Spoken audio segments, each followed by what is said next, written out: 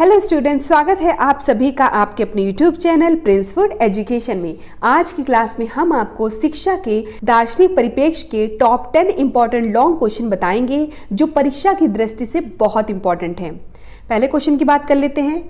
जैन दर्शन की शिक्षा के अर्थ, उद्देश्य, पाठ्यचर्या और शिक्षण विधियों के क्षेत्र में क्या देन है, विस्तार से लिखिए। तो जैन दर्शन की जो शिक्षा का अर्थ है उसके बारे में आपको बताना है, उद्देश्य क्या है उसके, जैन दर्शन की शिक्षा के उद्देश्य क्या है, अर्थ क्या है, पाठ्यचर्या क्या है, इनका शिक्षण विधियों के क्षेत्र में क्या योगदान है, इसके बारे में आपको बताना है। यह क्वेश्चन ऐसे पूछा सकता है, एक शैक्षिक दर्शन के रूप में जैन दर्शन का मूल्यांकन कीजिए। या फिर यह क्वेश्चन ऐसे पूछा जा सकता है कि जैन दर्शन द्वारा प्रतिपादित शिक्षा के उद्देश्यों का उल्लेख कीजिए।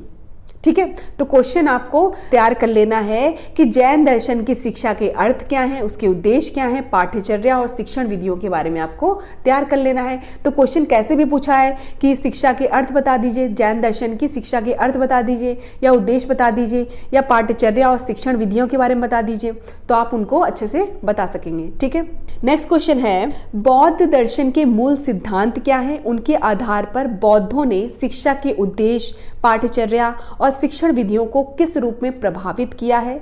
ठीक है, इसके बारे में आपको बताना है। तो आपको सबसे पहले क्या करना है, बौद्ध दर्शन के बारे में बताना है, उसके मूल सिद्धांत के बारे में बताना है, बौद्धों ने शिक्षा के उद्देश्य क्या बताए हैं, उसकी पाठ्यचर्या क्या है, शिक्षण विधियां क्या हैं, इसके बारे में आपको बताना है। या फिर वर्तमान शिक्षा को बौद्ध धर्म दर्शन की देन का मूल्यांकन कीजिए। जो वर्तमान शिक्षा में जो बौद्ध धर्म दर्शन है उसकी क्या देन है, उसका आपको मूल्यांकन करना है, मतलब उसके बारे में विस्तार पूर्वक आपको बताना है।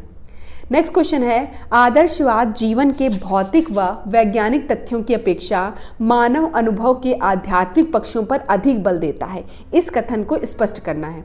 तो जो आदर्शवाद है वो जीवन के भौतिक व वैज्ञानिक तथ्यों की अपेक्षा जो मानव अनुभव होता है उसको, मानव अनुभव के जो आध्यात्मिक पक्ष है उस पर अधिक बल देता है। ठीक है, जो आध्यात्मिक क्षेत्र है वो किस पर बल देता है, मानव अनुभव के आध्यात्मिक पक्षों पर अधिक बल देता है। इस कथन को आपको स्पष्ट करना है। या फिर यह क्वेश्चन ऐसे पूछा जा सकता है, आदर्शवाद से आप क्या समझते हैं, शिक्षा के उद्देश्यों, पाठ्यचर्या और शिक्षण विधियों पर इसके प्रभाव का वर्णन कीजिए। तो आपको ये बताना है कि आदर्शवाद से आप क्या समझते हैं और शिक्षा के उद्देश्य के बारे में, उसकी पाठ्यचर्या, उसकी शिक्षण विधियां क्या हैं, उसके बारे में आपको बताना है। नेक्स्ट है, शिक्षा से मेरा अभिप्राय बालक और मनुष्य के शरीर, मन और आत्मा के सर्वांगीण और सर्वोत्कृष्ट विकास से है। इसका तर्कपूर्ण उत्तर दीजिए। क्वेश्चन क्या है कि शिक्षा से मेरा अभिप्राय क्या है, बालक और मनुष्य के शरीर, मन और आत्मा के सर्वांगीण और सर्वोत्कृष्ट विकास से है। इसका आपको स्पष्ट उत्तर देना है। या फिर शिक्षा से आप क्या समझते हैं, इसके व्यापक और संकुचित अर्थ को आपको स्पष्ट करना है। तो शिक्षा के बारे में आप बता देंगे, उसकी डेफिनेशंस बता देंगे। तो शिक्षा का व्यापक अर्थ है उसके बारे में आपको बताना है, और शिक्षा के संकुचित अर्थ है उसके बारे में आपको डिफाइन करना है। नेक्स्ट क्वेश्चन है, शिक्षा का कोई एक उद्देश्य नहीं हो सकता, यह तो बहुउद्देशीय प्रक्रिया है। इस कथन से आप क्या समझते हैं।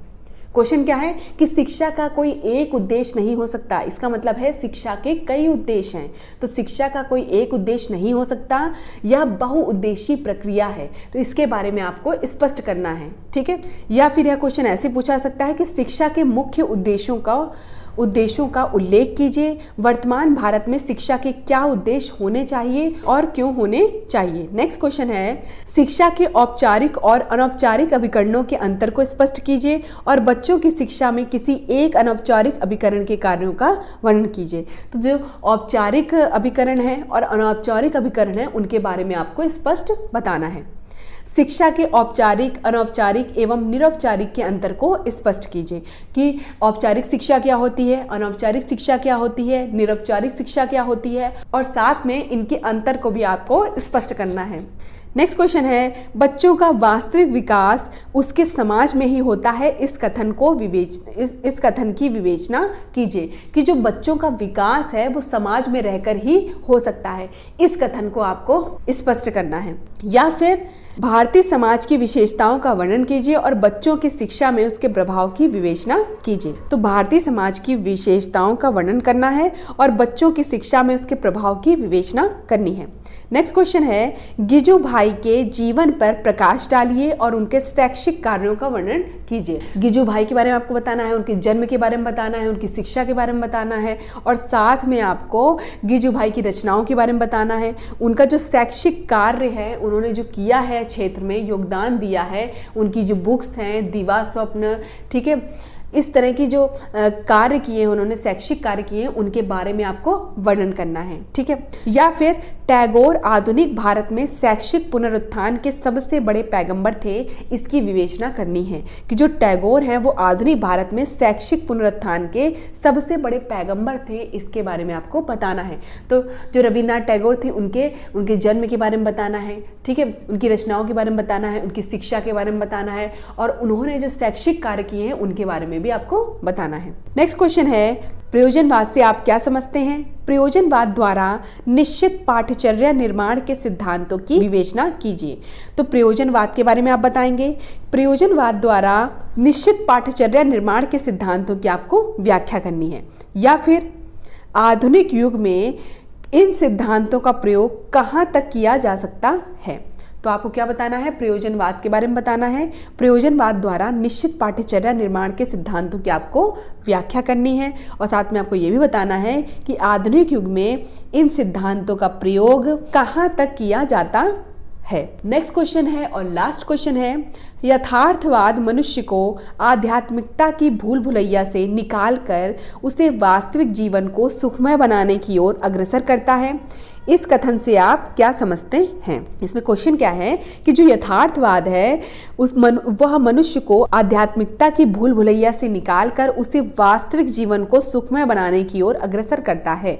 कि मतलब जो यथार्थवाद है, यथार्थ मतलब होता है वास्तविक, ठीक है। तो जो आध्यात्मिक की भूल भुलैया से जो ग्रसित लोग हैं उनसे निकाल कर वह वास्तविक जीवन जो है उस पर ज़्यादा फोकस करता है, ठीक है।